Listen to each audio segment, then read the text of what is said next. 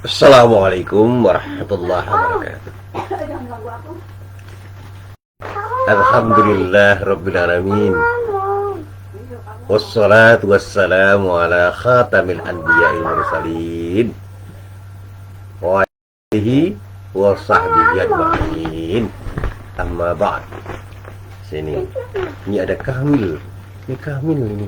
Kamil Amrullah anak salih ini. Karena jamaah yang dirahmati Allah, hari ini saya bersama Kamil Abdurrahman Kamil Amruwah, ya cucu saya, anak soleh ini, memberi pengajian kepada para jamaah.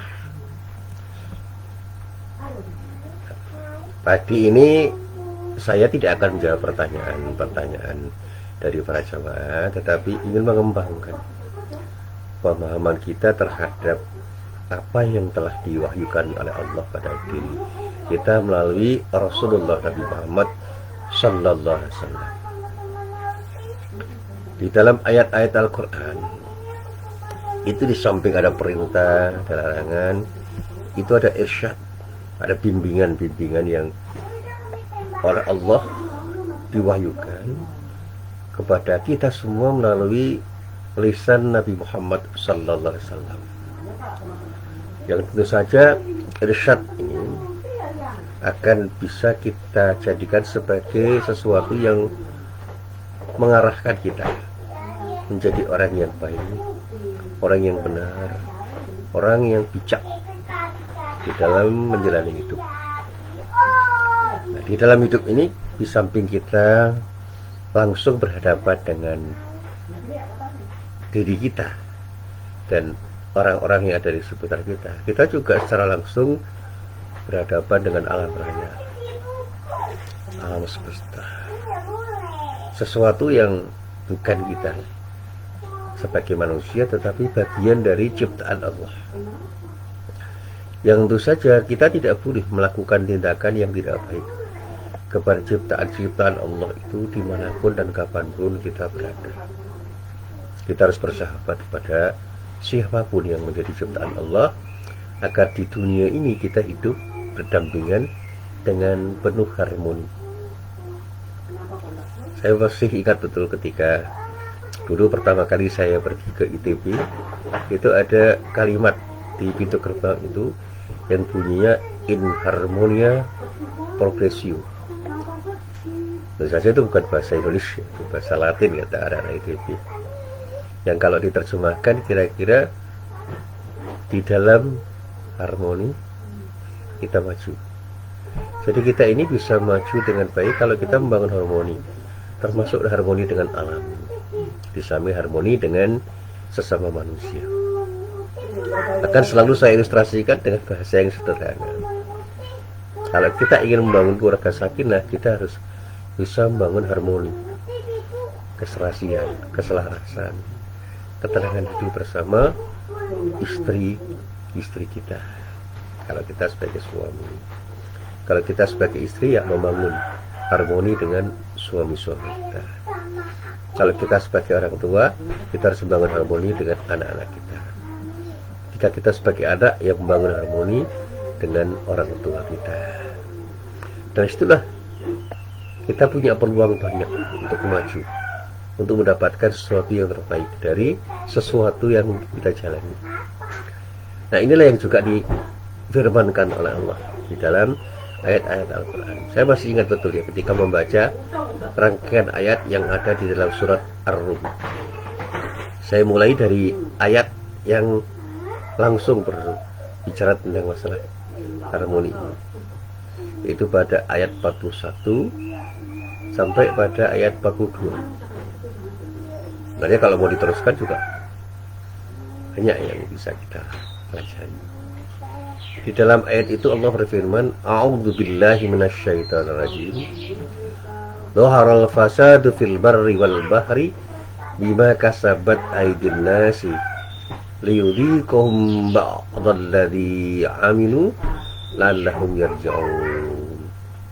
Lalu pada ayat selanjutnya dikatakan qul siru fil ardi fanzuru kaifa kana aqibatul ladzina min qablu kana aktsaruhum musyrikin. Nah, ayat-ayat selanjutnya itu menjelaskan, dan saya tersentak ketika Allah menyatakan dhaharal fasadu fil barri wal bahri bima kasabat aydin nas. Dan tentu saja ini adalah teguran dari Allah untuk kita semua, bahwa kerusakan yang ada di darat dan di laut itu disebabkan oleh perbuatan tangan-tangan manusia. Jadi karena tangan-tangan manusia yang melakukan tindakan yang merusak alam, itu rusak. Apa yang ada di darat dan laut itu rusak. Akibat pencemaran udara, pencemaran tanah, pencemaran saluran air itu terjadi sebagai akibat dari tindakan manusia. Saya masih ingat itu, kerusakan alam yang terjadi di seputar sawah ladang yang dimiliki petani. Meskipun kata milik itu menjadi bisa diterjemahkan ulang, itu terjadi karena manusia itu menggunakan sawah ladangnya secara rakus. Ada ketamakan, ada sikap rakus yang kemudian melahirkan tindakan-tindakan yang tidak bersahabat terhadap tanah, sehingga pengolahan tanah yang dilakukan oleh para petani itu menjadikan tanah itu tidak bersahabat dengan para petani. Jadi misalnya pemberian pupuk yang berlebihan, ya kayak yang berlebihan itu tidak baik. Pupuk kimiawi yang berlebihan itu telah merusak tanah itu sendiri, dan pada saatnya tanah itu menjadi tidak bersahabat pada petani, dan ketika ditanami tanaman-tanaman tertentu itu menjadi tidak bisa menumbuhkan sesuatu yang bermanfaat pada petani itu. Demikian juga tanah-tanah longsor yang terjadi di bukit-bukit itu terjadi karena kerusakan itu dilakukan oleh manusia yang rakus untuk menggali tanah-tanah yang menyangga bukit-bukit yang ada itu, sehingga bukit-bukit itu longsor sebagai akibat dari galian-galian yang dilakukan oleh para manusia itu. Jadi penggalian-penggalian yang tidak bersahabat pada alam itu akhirnya mengakibatkan tanah itu longsor. Demikian juga penebangan pohon, tebing-tebing yang sementara itu dilakukan oleh manusia untuk memenuhi hajat manusia. Ya, itu yang membuat tebing-tebing itu longsor karena tidak tertahan oleh pohon-pohon yang semula menahan tebing-tebing itu ketika hujan.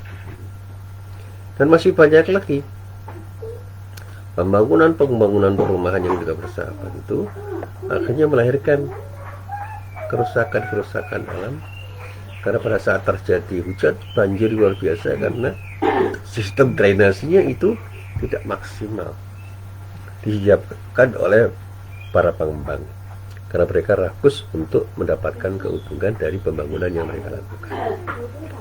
Saya masih melihat itu perumahan-perumahan yang memang dibangun hanya untuk mendapatkan keuntungan dari para konsumen, dan itu yang kemudian mengakibatkan konsumen dirugikan. Bahkan alam itu menjadi tidak bersahabat terhadap konsumen dan orang-orang sekitar perumahan yang dihuni oleh para konsumen yang membeli rumah itu.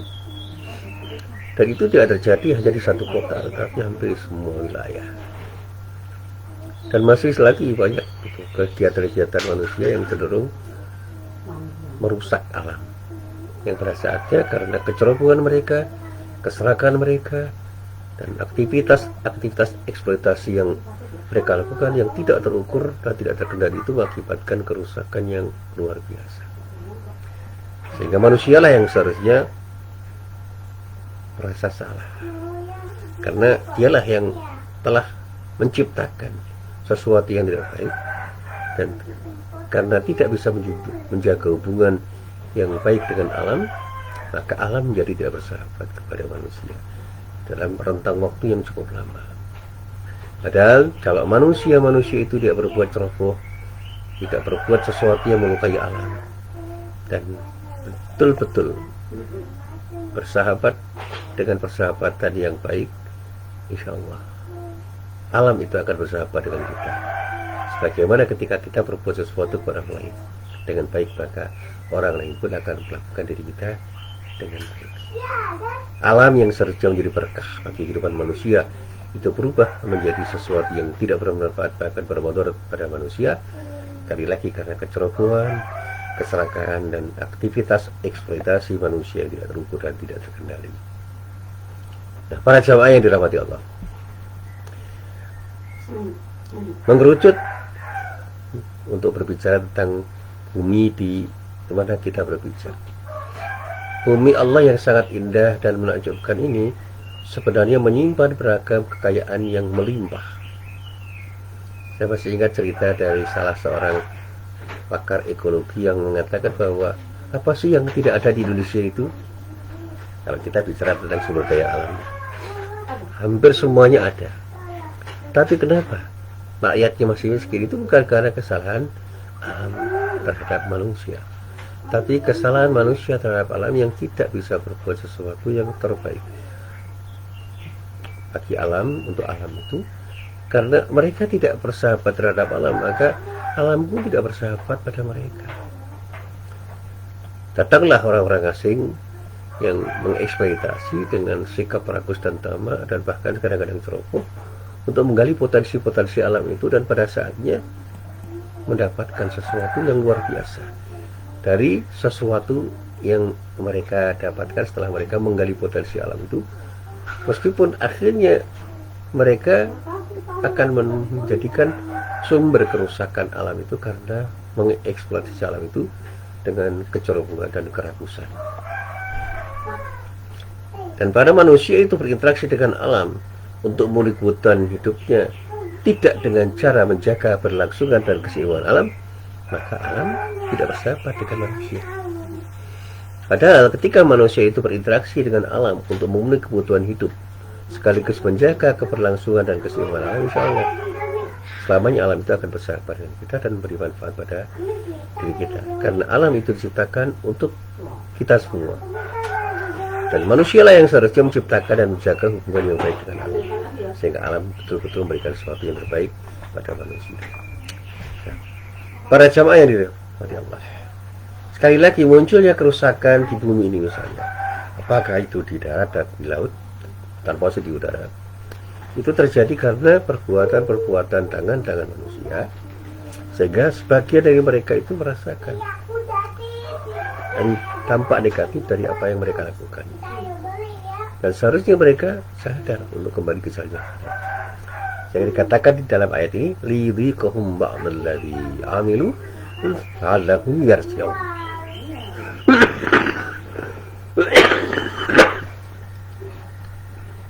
Mereka merasakan akibat buruk dari perbuatan-perbuatan mereka itu, dan seharusnya mereka sadar dan kemudian kembali untuk mengingat Allah dan melakukan tindakan yang terbaik ketika mereka berinteraksi dengan alam. Nah, para jamaah yang dirahmati Allah, maka di dalam ayat selanjutnya pada ayat 42 dari surat Ar-Rum dikatakan, "Qul," katakan ya Muhammad, "siru fil ardi," berjalanlah di muka bumi ini, "fanzuru kaifa kana aqibatul ladzina min qablu kana aktsaruhum musyrikin." Ayo, lihatlah, cermatilah, observasilah bagaimana dampak yang terjadi pada ketika orang-orang itu melakukan tindakan terhadap alam. Dampak negatif itu terjadi sebagai akibat dari tindakan mereka yang tidak bersahabat dengan alam, dan itulah tindakan-tindakan orang yang tidak bertauhid. Maka dikatakan oleh Allah, karena aktsarul musyrikin, sebagian besar dari mereka itu orang-orang yang musyrik. Karena apa? Sikap tauhid mereka itu. Karena sikap tauhid yang ada itu seharusnya menjadikan mereka mengalir dan berjalan di atas rel yang telah digariskan oleh Allah. Tetapi karena mereka berjalan di atas rel yang disediakan oleh setan dan mereka menuruti hawa nafsunya, maka mereka akan mendapatkan dampak negatif dari tindakan yang mereka lakukan. Nah, para jamaah yang dirahmati Allah, saya selalu mengatakan begini, apa yang terjadi di alam raya, termasuk yang ada di seputar kita, itu merupakan peringatan-peringatan kecil yang diberikan oleh Allah melalui kerusakan-kerusakan yang terjadi sebagai akibat dari tindakan manusia itu sendiri. Mereka telah berbuat maksiat, melakukan zaliman atas alam. Dan itulah yang selalu saya sampaikan ketika saya berdiskusi. Apa hubungannya kemaksiatan dan bencana alam? Saya katakan bencana itu terjadi karena mereka itu tidak taat kepada Allah dan melakukan tindakan-tindakan yang berseberangan dengan aturan-aturan Allah. Mereka tidak bisa bersikap adil terhadap alam, dan mereka justru bersikap zalim terhadap alam. Menganiaya alam ketika mereka mengeksploitasi alam itu dengan rakusnya, karena mereka dikendalikan oleh hawa nafsu mereka. Manusia itu tidak berpikir bahwa pada saat mereka bertindak rakus terhadap alam itu, pada saatnya mereka akan menjadi orang yang menerima dampak negatif dari sikap rakusnya itu.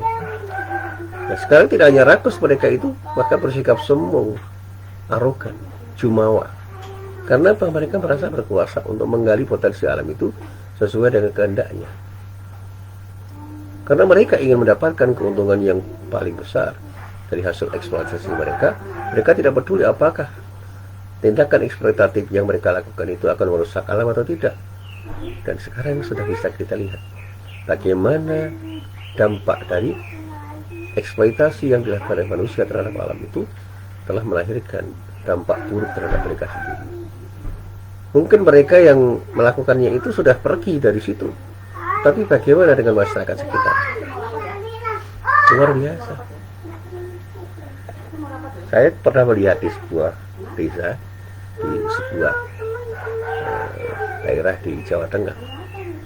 Di sana ada bukit. Bukit-bukit itu beberapa puluh tahun yang lalu ketika saya masih kecil rimbun dengan pohon-pohonan. Jadi di bukit itu rimbun sekali, termasuk di tebing-tebingnya itu penuh dengan pohon-pohonan besar. Tapi beberapa waktu yang lalu ketika saya lewat di sana, pohon-pohon itu sudah tidak ada. Tebing-tebing itu hanya berisi bebatuan-bebatuan yang melekat pada tanah. Yang akhirnya pada saat hujan deras itu mengguyur bukit itu longsor, dan betul-betul terjadi beberapa waktu yang lalu terjadi tanah longsor di bukit itu, dan bahkan sebagian dari tanah dan bebatuan itu memberikan dampak negatif pada desa-desa di bawah bukit itu. Akan ada sebagian rumah di desa itu yang terpendam oleh longsoran bukit itu, dan mereka betul-betul terdampak negatif dari peristiwa alam itu. Dan pertanyaannya, siapa yang salah? Apakah bukit itu salah? Tidak. Tentu saja karena kesalahan manusia ketika merusak alam, menebang pohon-pohon yang menahan tanah yang ada di bukit itu, dan kemudian ketika terjadi hujan, terjadilah musibah tanah longsor yang membawa dampak negatif pada orang-orang di sekitar bukit itu, utamanya di bawah bukit-bukit yang betul-betul dekat dengan bukit-bukit itu. Nah, para jamaah yang dirahmati Allah, ketika mereka merasa aman-aman saja ketika melakukan tindakan eksploitasi itu, sebenarnya mereka tidak sadar bahwa Allah sudah mengingatkan berkali-kali, bahkan dalam surat Al-A'raf ayat 97 sampai ayat 99 dinyatakan Allah, A'udzubillahi minasyaitonirrajim, afa amina ahlul qura ayyatiyahum ba'suna bayata wa hum naimun.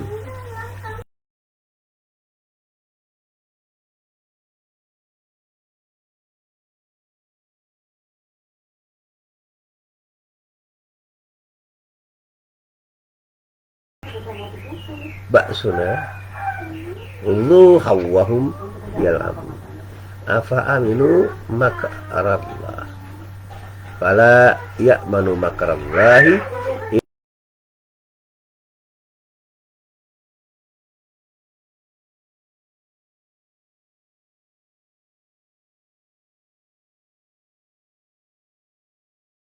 sama dari keterangan ayat dalam kami, sedangkan mereka sedang asyik-asyik bermain dengan aktivitas-aktivitasnya. Apakah mereka merasa aman dari azab Allah? Tidak ada seorang pun yang merasa aman dari azab Allah kecuali orang-orang yang merugi. Jadi mereka itu sebenarnya sudah tidak aman lagi dari azab Allah, tapi mereka tidak peduli terhadap kemungkinan datangnya azab Allah itu sebagai akibat dari kecerobohan mereka ketika mereka melakukan tindakan itu.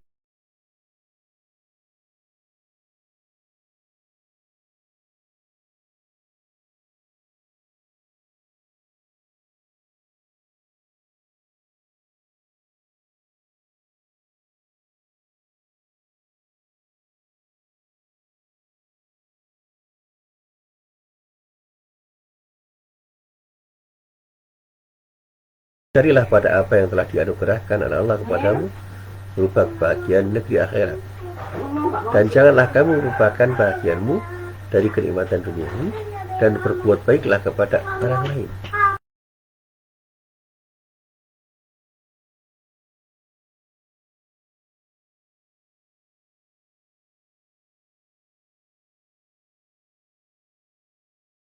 Allah la yuhibbul mufsidin. Allah tidak senang, tidak suka terhadap orang-orang yang berbuat rusak. Ifsad, ini akan merusak, itu tidak disukai Allah. Nah, Allah sangat tidak suka terhadap orang-orang yang kemar melakukan tindakan kerusakan di muka bumi. Dan seharusnya manusia bisa mengambil ibrah dari beberapa kejadian yang diakibatkan oleh tindakan mereka terhadap Allah, termasuk di negeri kita, negeri tercinta Indonesia. Banyak bencana alam terjadi itu bukan karena sesuatu yang natural, tapi karena kesalahan manusia. Dan ini yang harus disadari. Dan ini kritik. Ini bukan untuk mendiskreditkan siapapun, tapi itu kita sendiri, kritik terhadap kita sendiri. Ayo kita kembali kepada Allah untuk tidak bersikap serakah. Mari kita bersahabat dengan alam, kita berbuat yang sesantun mungkin terhadap alam, sehingga alam pun berbuat sesuatu yang cukup santun pada diri kita, bahkan memberikan dampak positif terhadap diri kita. Mari kita bersikap bijak, bersikap ramah, bersikap santun terhadap alam. Insya Allah alam akan berikan karunia-Nya yang berlimpah, yang merupakan bagian dari karunia Allah yang diberikan Allah melalui apa yang terjadi pada alam ini secara terus-menerus. Mari kita manfaatkan alam secara profesional dan proporsional, dan bersikap santun terhadap alam adalah bentuk manifestasi dari keimanan kita dan sikap tauhid kita dengan ketakwaan kita kepada Allah. Dan Allah tidak akan membiarkan diri kita untuk berada dalam kerugian ketika kita betul-betul menjadi orang yang beriman dan bertakwa, sebagaimana firman Allah yang terdapat di dalam surat Al-A'raf ayat 26. Walau anna ahlul qura amanu wattaqau la fatahna 'alaihim barakatin minas sama'i wal ard walakin kadzabu fa akhadnahum bima kanu yaksibun. Dan sekiranya penduduk